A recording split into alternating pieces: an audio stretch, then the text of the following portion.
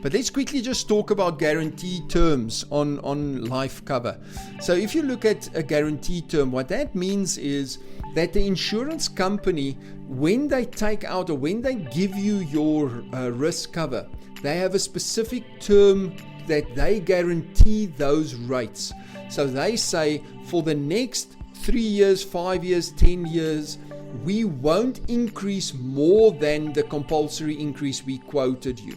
So if you have a compulsory increase of 5%, they won't suddenly make it 7 or 10%. It will stay at 5%. If it's age rated and in that age band you're going to pay an increase of 7%, they won't increase it more than 7% for that period.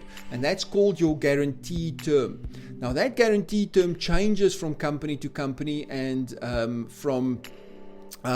you can choose different terms on one policy as well. So you have a zero guarantee term, which means the insurance company any year can change that percentage. So yes, you've got age rated at 7%, but the insurance company can at their discretion say this year our age rated premium will be 10%.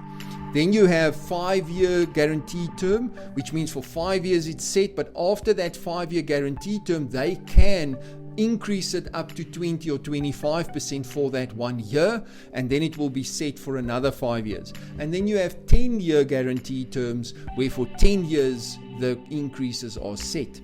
So what can affect the guaranteed term? So why is there a guaranteed term?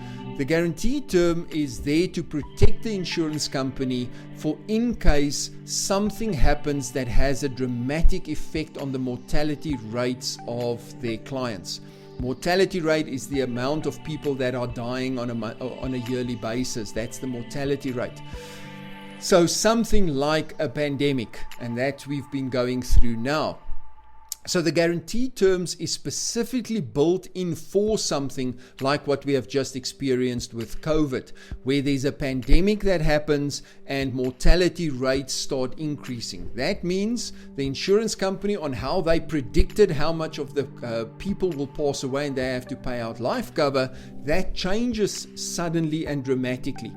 Which now means is the actuaries have to look at that and say, but we can't get, with the premiums we get in at the moment, sustain our book for the future.